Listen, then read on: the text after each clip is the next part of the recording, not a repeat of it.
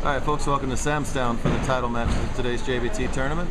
Both divisions at once again today. That's Katelyn Scott up in the left-hand lane. One of two handicap remaining survivors, Nathan Hanuscin, the other handicap remaining survivor. That's Nathan. He of the... I'm surprised that the Hanuscin kids are even born with thumbs, because none of them bother using them. And they both do a lot of that. Strike there for Nathan. That was third frame action. He opened in the first two. Katelyn had doubled in her first two frames. So she's looking to go double spare and has it. So real good start for Katelyn there. The difference in the handicap is only 9. Katelyn's got to win this game by 10 pins, so she's already made up the handicap difference. We'll see what happens the rest of the way. Scratch division, he's back again. Kyle King looking to make it back-to-back titles on the weekend. You hear that thumb hole pop out of that, or I guess, is that thumb or fingers? Who knows? Comes in a little light, leaves the 2-5 there. He's working on 2 spares. He's going up against Ferrer, who it's been a long time since he's won a tournament. Would love to bust through with the title here. And the cranker gets a nice carry there. 2-1 strike, spare, strike. So it's a 3-pin lead if King can convert this spare for Jordan. And he has it. How many titles does Kyle have? Kyle is looking for his 48th career JBT title. Far and away our all-time leader in both titles, scholarship earnings, spiky hair, and everything else. Hundreds of top 5s. He's the leader, career leader in top 5s as well. He's about to be the career leader in number of tournaments bowled as well. So he's got the longevity records and the performance records to match it. Hanuscin's got a hook. Oh, look at that! Even though we're on a much tougher lane condition today, the carry has still been pretty good today, and there's another example of that as he goes light and they just all crumble down there for him. That's a big double for him as he's got that catch-up work to do. Jordan's been doing a lot of traveling this year. He's snuck up to the Pacific Northwest Conference twice. He says he's going to make a 3rd appearance. He's going to keep at it until he makes the Invitational up there. Only one bowler in JBT history has made every Invitational in one season. Name her. Beautiful strike from Ferrer. Kelly King, get her a vodka tonic. I mean a Coke. Nothing. I said nothing. 2 years ago, Marina Stever made all 5 regular Invitationals plus the girls' Invitational for 6 Invitationals in one season. Nobody else has ever made all 5 invites in 1 year. Ringing 10 there for King. Yesterday the scratch cut was plus 91 for 5 games. Today the scratch cut was minus 101 for 5 games. So that's a 200 pin difference over 4 games. That works out to 50 pins a game tougher from today's sport shot versus yesterday's house shot. Boy, does that tell the story of just how important the pattern is in determining the scoring pace. Beautiful shot from Scott there, and she has come out on fire in this title match with double, spare, double. She's pumped up. Hanuscin wants to stay close here if he can make it 3 in a row. Good shot, yeah, and he makes it 3 in a row, so hanging right in there. Nathan, the younger of the Hanuscin brothers, he entered at 159 today, qualified pretty high up at minus 34. Nobody was plus in the handicap division after 5 games today.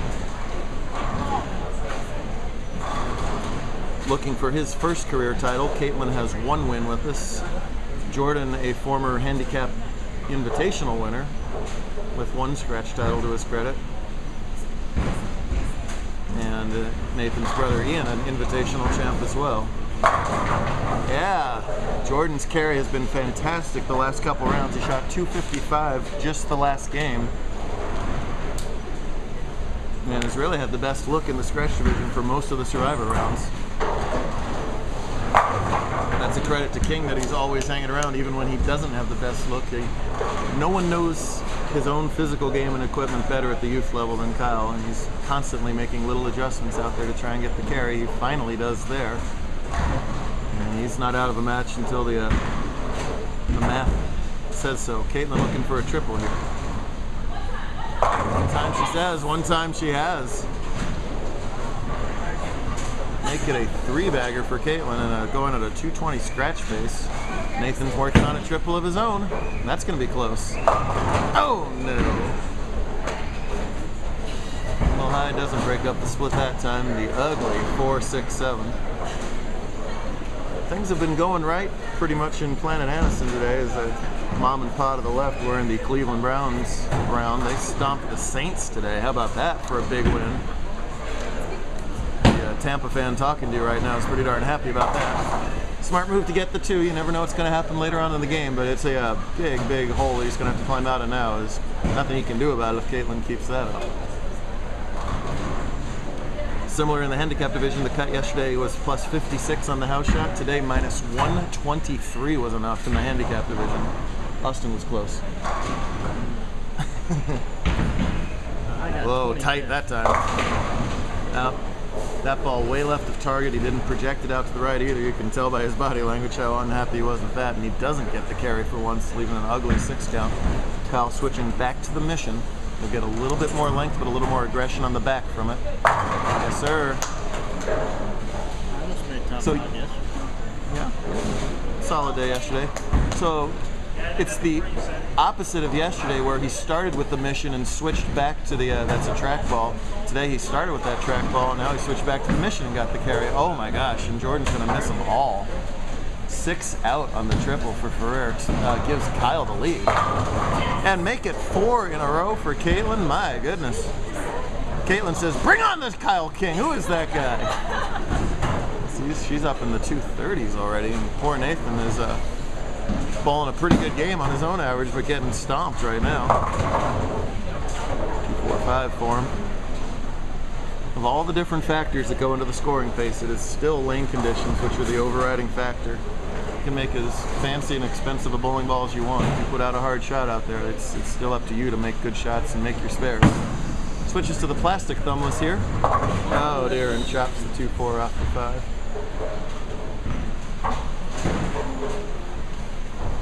If Nathan and Ian go and have kids and they bowl, I assume that they'll also be no thumbers. So they might even be born without thumbs. It's like the appendix became unnecessary on humans. Thumbs are unnecessary on Hanuscin bowlers.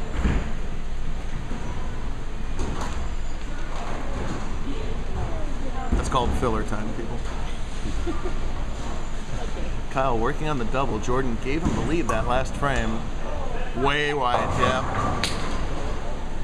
Again, the body language tells the story. There was a big old out of bounds today. If you got it too far right too early, the ball would not react, not even for Kyle King. And you can tell right where that ball was starting to break, it just skated right about 10 more feet. The result's a washout. And after Jordan's disastrous frame, Kyle gives him a chance right back. Here's Ferrer's shot. Yeah, you betcha. Boy, given a second chance, Jordan takes advantage so far, but makeable washout, of course, for King. And, oh, just an inch or so away. So the match flip-flops again and scratch, and now it's Jordan who regains the 8-pin lead. How about that?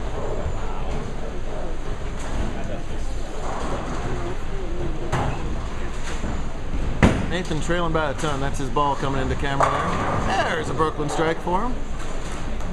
But it is all about Katelyn right now. Well, the string ends at 4 for Katelyn, but the best Nathan can do is strike out for 198. Even if she misses these pins, Katelyn will already have 181.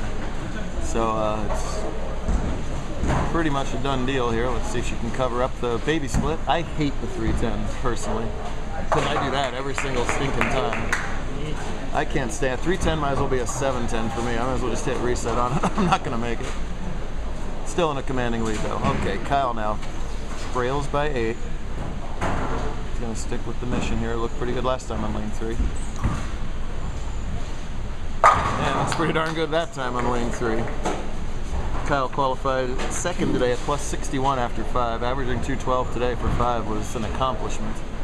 Kyle, Chris George, Zach Hockman, and DJ Sloan were the only scratch bowlers plus after 5. So tough lanes. Jordan can extend to 17 if he can double, but that's wide, right? Boy, he makes the same mistake that Kyle did on that lane, but doesn't get the washout. That's a big break for Jordan right there to only leave the 1-2. Katelyn on cruise control. Oh, not yet though. It's her second consecutive split. That is an ebonite ball she's thrown, by the way, an extra 100. I think it is.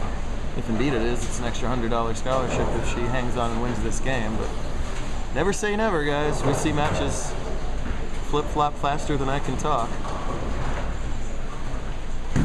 1-2 should be relatively simple. He's got it.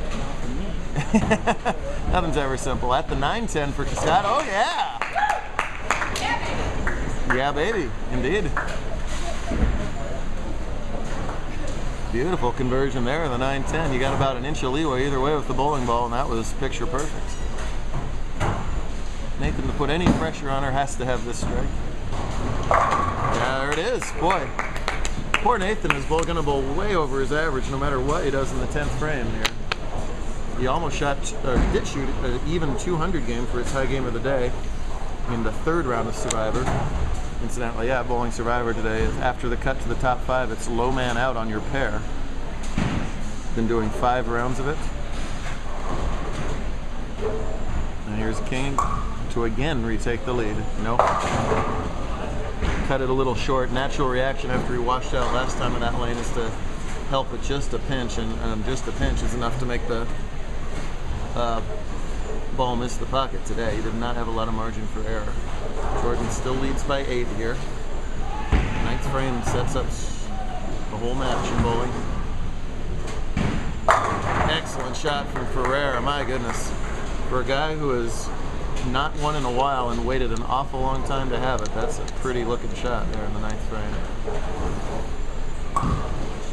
Tough 3-9-10. You got to get the double wood out, and he gets the double wood out, but then you leave the 10. And the best he can do now, Kyle, is strike out for 188. If he can do that, that'll still force Jordan to mark in the 10th. Nathan can also get 198, but missing the head pin left is going to end his chances. However, that 7 count's irrelevant. Katelyn Scott's going to capture her 2nd career JBT title, but it's a career high finish for Hanuscin. That's not so bad. He beat his big brother by about 500 pins today, so he can hold that over. I said, nice job today, Ian. Ian taking it well over there. Open doesn't matter. That is one happy young lady over there. Title number 2 for Ms. Scott. Been what, 4 years? How long, Katelyn? It's been since 2008. Wow, my goodness. Excellent job from Scott. Good job from Nate as well. Yeah, you were. You were plus a kabillion that day. All right, here we go. Any mark and Jordan wins. If Jordan leaves anything up there, Kyle can still strike out and snatch it away for a title. It's got a wheel. It does wheel. What a confident shot from Ferrer there in the 10th. He lets it out there, lets all that rotation on his ball bring it back. That's a title winner. So 2 bowlers who've waited a long time between their last JBT victories. Ho-hum for Kyle King, just another 1st place and 2nd place in the weekend. Solid, solid stuff from him. That's why it is so hard. Uh-oh. Dad is happy. Happy Pop down there. Just found out he was a winner. She was a winner. You guys, yeah, really. There's your scratch champion too, Katelyn Scott. She beat them all in this pair. it's going to be the last. This is it, man. The whole tournament. The whole thing. 207 and a title for Jordan Ferrer. All right. Kyle's still trying different shots in the lane to figure it out. Always a great job from Kyle. Congratulations to Jordan and Katelyn. 2 long-awaited wins for them. We'll end out the awards, and we'll see you again. Make sure to watch all the rest of the videos. Just search Bowl JBT on YouTube.